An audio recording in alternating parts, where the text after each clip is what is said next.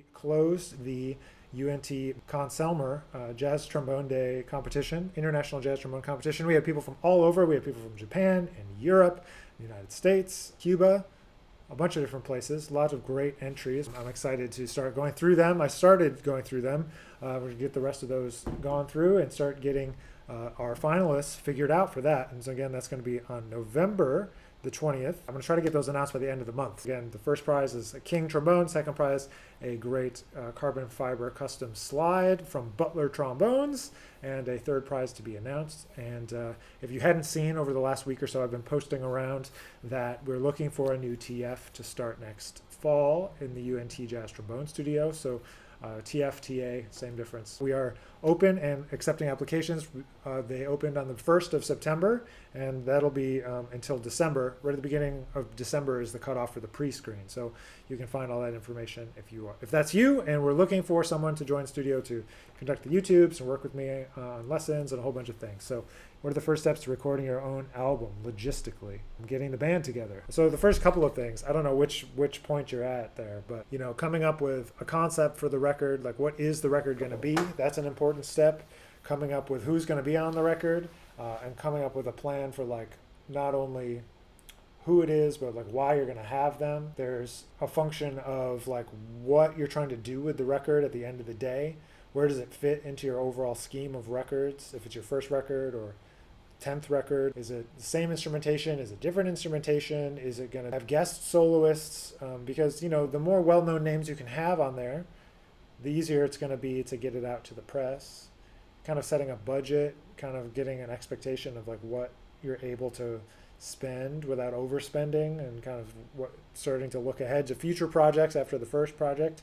So I don't know which one is necessarily first for you, but what's first for me is always the music and the band, and then figuring out when I want it to be released by and working backwards, because it takes a long time. From the point that you have a finished master in your hand, it easily takes 4 to 6 months, moving quickly. So in terms of lining up a publicist, lining up physical printing, artwork, distribution, all of those things. And so I would try to get a plan for your publicity and distribution, and obviously the music and kind of the angle, your publicity angle, your marketing angle, how you're going to take advantage of whether it's your first record or special guests or whatever the case might be. But those are a bunch of things that you might do on your first record or on when you're first putting a project together to make sure that you have a good handle on what that should look like. How do you organize all the projects you're involved with? Do you have a huge board or documents you work off of to make sure checking off all the stuff you want to do? I have under my desk here planners. I'm a big physical planner person, so I've got 6 here. So this is 6 years of my life, plus the current year is 7. I use a physical planner.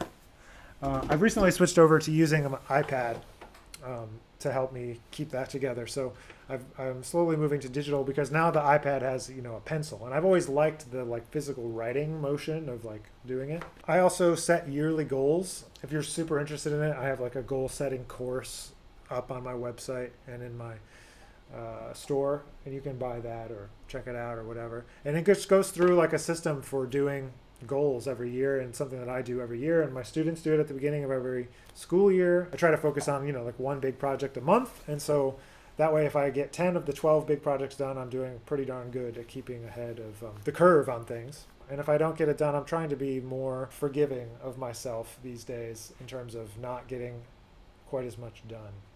It's my natural tendency is to like go, go, go, go, go, go, go. So I'm trying to like chill a little bit. How can you learn to play high and loud for long periods of time? First of all, I don't really think that that's that important of a thing to do. The way that I got that was from playing in marching band, because that's what you would do all the time. So essentially, the advice is you have to practice how you want to play. So if you want to be able to play high and loud or fast or slow or quiet, you have to practice that way. So if that means you need to go into a room where you can play loud for like 3 hours, so you can play a gig loud for 3 hours, you have to put yourself in the situation that you want to practice for, and then always balance out your practice. So if you're playing high and fast and loud, you want to also practice quiet and slow to keep a good balance. Because if you only do one and not the other, you're going to get out of balance, get out of whack. You could hurt yourself. Try to practice how you want to play. So if it's loud and high, then you got to shed your row shoes up an octave, or up in treble clef or in tenor clef. Play along with loud records, play big band stuff that's loud and high, all that sort of stuff. Do you advise using ForScore to organize practice and live sessions? Yeah, I mean, if you're an iPad person, that's a good app. I put all of my stuff in there. I kind of, like, for performance purposes, I'm still a physical copies kind of person. I got the iPad thinking I was going to digitize everything, and I'm going to get all my books into the iPad, but there's something about just the paper that seems to work better. But in terms of organizing practice sessions, I kept a practice journal for a long time, which I think was one of the other questions. Yeah, did you ever use practice journals or practice log to write your goals down? Yes, I did. And so, who else used to talk about this was Ron Carter at Juilliard. He would, talked about keeping a practice journal. And it can be, pretty simple. I actually have a practice journal that I made. I guess I don't have one in here, but I made one, and it's on Amazon. You can find it, that has like a monthly and weekly kind of breakdown. But you don't have to do that. You can just use a piece of paper and just kind of log exactly what you're doing. Obviously, it accomplishes a few different things. One is keeping track of what you've been doing. Two, holding you accountable of what you're actually doing in a practice session, rather than what you actually just maybe you think you're doing. Meaning, like, are you actually spending the time that you think you are doing what you think you're doing? For example, for me, when I was in undergrad, I used to lock myself in a practice room on Saturdays and just stay in there, just like practice, go. And when I started keeping a practice journal, I kind of realized that I was wasting a lot of time, actually, and that I was just on my phone or whatever. And I'm like, man, I'm only getting 2 or 3 good hours out of this 8 hours I'm like locking myself in a room. So the practice journal can help you not only track like what you're practicing, when you're practicing, and it can also help you hold yourself accountable to like what you're actually getting done, not just like locking yourself in a room. So whether you do it on ForScore, like Paul was suggesting, or you do it in a piece of paper or a binder or a notebook or whatever, it's not super important.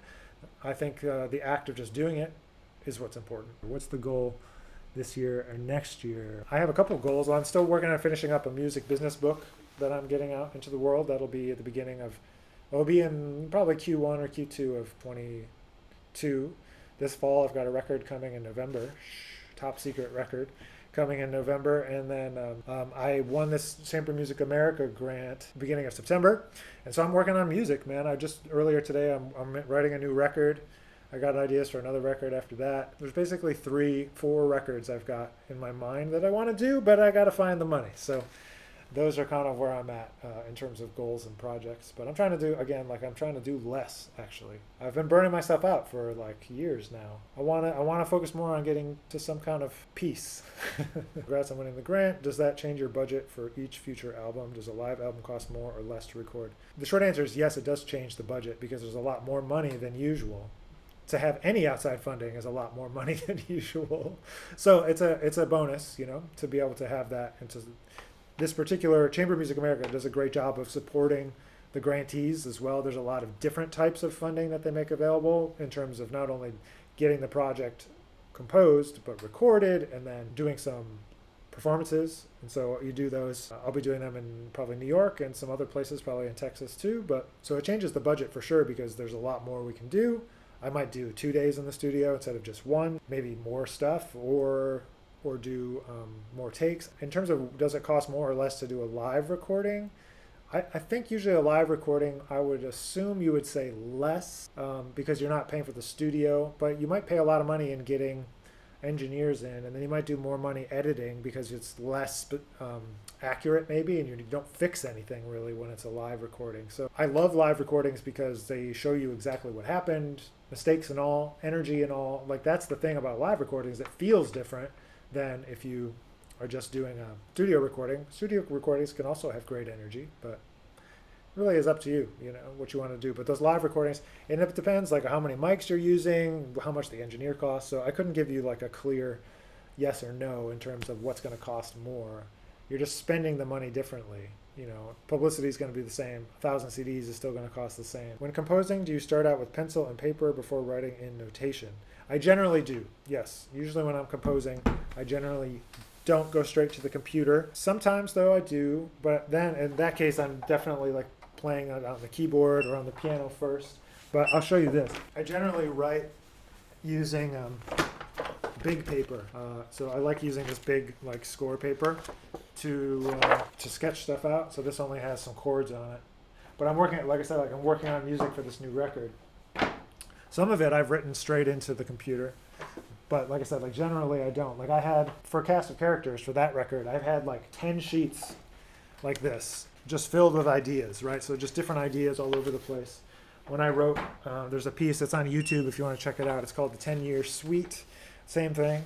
I used big score paper and sketched it all out. And so whenever I do something where it's going to be kind of related, like super related, all the pieces of the record, all the tunes, all the tools, all the harmony, all that kind of stuff, I try to use big score paper in order to do that and keep my thoughts organized and see how things relate and draw all over it, you know, that kind of thing. And then I write it into the computer. For this next record, I've done a kind of hybrid. I've got a journal too. So it's like this. One page is blank and then the other page has notation. So I've just been doing like sketches of melodies. So, you know, like I write with different ways, you know. I find writing melody first is usually helpful for me. But sometimes I just write like pitches and bass notes. And sometimes I, you know, on one side is just blank. So I write notes like to myself about it, what this is over here. So the last week or so, I've been working on a lot of music, a lot of tunes. I wrote 1, 2, 3, 4, 5 or 6 pieces. Anyway, so this time I'm trying it this way, little sketches in a notebook, but it all kind of comes down to that connection for me to the music, you know, the connection to the physical nature of writing something down. So whether it's on a scrap piece of paper, you try to write something down. In your opinion, do adults who are learning how to play the trombone as beginners have any unique needs as opposed to kids? Yeah, I would say it's a totally different skill set to teach adult beginners versus young kid beginners, because they're experienced people in the world. You don't speak to them in the same way, obviously. You speak to them as a peer, as a person, not as like a teacher to student relationship, you know, in the same kind of way. But in terms of unique needs, there's a need to go faster. There's a need to find the most efficient and effective ways to do things to see results in a relatively short period of time. I find for the older the student is, as a beginner, I mean, there's usually a reluctance to actually do the things that are most helpful because they feel like they're not the most helpful, like long tones, like getting a fundamentals routine together, doing all the fundamentals before playing the music part, diving into the details, getting an adult student from pretty good to really good is really hard most of the time because there's a lack of wanting to do the hard work sometimes, you know, the specific work. And this is just a very, very broad generalization. This is not about anyone in particular. But, you know, like I've done like jazz camps that are for adults as well. And like, there's just usually this kind of sense that they think that they're less capable than they are. And so there's like a lot of discussion that goes into that. It's like, no, you can do this. Like, it's fine. Like, you get 13-year-old kids to do this, you can do this as well. You know, one thing I always like to say is like jazz musicians historically have had a lot of different issues and problems, and they might have been high half the time, and like they're still doing this stuff, and like you can definitely approach this music at any point. You know, it's not that you have to be a kid or an adult or anything. What was the most embarrassing moment you've had in a gig or a jam session? How did it boost your mindset to work harder? Okay, well, it wasn't in a gig. I guess it was a gig. It was at a jazz camp. My most embarrassing moment was, it was at Juilliard Jazz Camp. And somebody will watch this and remember when this happened, I'm sure. Carl Allen, great drummer, was leading the program at that time. And we had this camp in West Palm Beach. We were playing for all the campers. Like maybe it was the first day or the second day. Somebody wanted to play Blue Train. I was like, oh, cool, because we had tenor and trombone and trumpet. And it was like, oh, let's play Blue Train. Let's play the arrangement. I was like, oh, yeah, I'm good. I know that. Turns out, I didn't know Curtis's part, and I like fell flat on my face and played all the wrong notes, and it sounded awful. That was definitely a moment where I was like, yeah, you really got to check out these things and know the harmony if you're going to say. So like on certain tunes, like Blue Train, Moment's Notice, it's like learn the melody, but also learn Curtis's part if you play trombone, you know. Learn the part so that when somebody actually say, hey, let's play this, you might want to know that. Fun gigs coming up. Yeah, I got a gig with my band, actually. Well, I'm supposed to go to Portugal beginning of October with an aunt, so that will be fun. But it seems like I'm not sure if that's happening because of you know, travel restrictions and things. My band is playing at the Side Door Jazz Club. I haven't really been promoting it yet, but Side Door Jazz Club is in Old Lyme, Connecticut, in between Boston and well, it's in between like Providence and New Haven, in Connecticut. It's a great little jazz club, and they just reopened. I think last weekend they just had a big festival to reopen, and so my band's going to be there with Alex Wintz, Lucas Pino, Miki Yamanaka, Jimmy McBride, Dave Barron, myself. We're going to play the greatest hits. It's on October 23rd, which is a Saturday, and then I'm going into the studio for a couple days after that for the label for Outside in Music. We're doing a bunch of sessions coming up after that, 24, 25, 26. What would be your all-time favorite Curtis Fuller tune to play along to? I've been playing The Court. That's a Curtis tune that I like. Other Curtis that I love, I like A la Mode, that one. I like his arranging too, the way he arranges ballads in particular. What was the inspiration behind your tune, Life Happens? That whole record, The Chase, is kind of about the journey, We're kind of like focusing on the journey and not the result. And then so Life Happens is kind of, another way of saying shit happens, for a lack of a better way to put it, but sometimes things get in your way that you did not anticipate. Many things come up in life you never thought in a million years might happen, whether good, bad, just situationally. What it's about, like harmonically, I can play it on the piano. I'll try to shout over here, but it's about first inversion major chords with a ninth and fourth voicing. So like this, I'll play it for you and you can figure it out.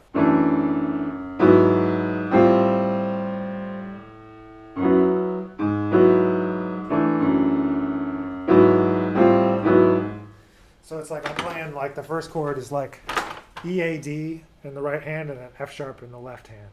So whatever you want to call that chord, I don't care what you call it. I call it D add 9 or add 2, D add 2 over F sharp.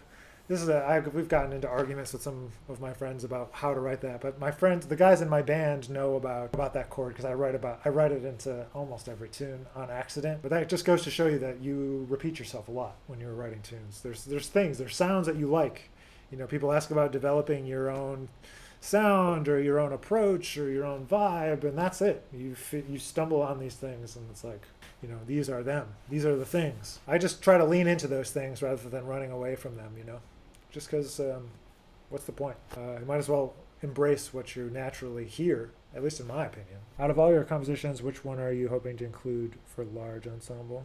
I mean, I've done some for large ensemble. I've been trying to think of which other ones to adapt. And I've talked to some other people, some arrangers. There's a tune of mine called Never Enough I think I'll do. I was thinking about my arrangement of Maria, and I think I'm going to do that. And then I'm going to do, for trombone ensemble, one of my tunes called Only This, Only Now, or Only Now, Only This. I'm thinking about those ones for large ensemble. Okay, I'm going to run. Hope you all have a wonderful rest of your day, and I'll catch you on the next one.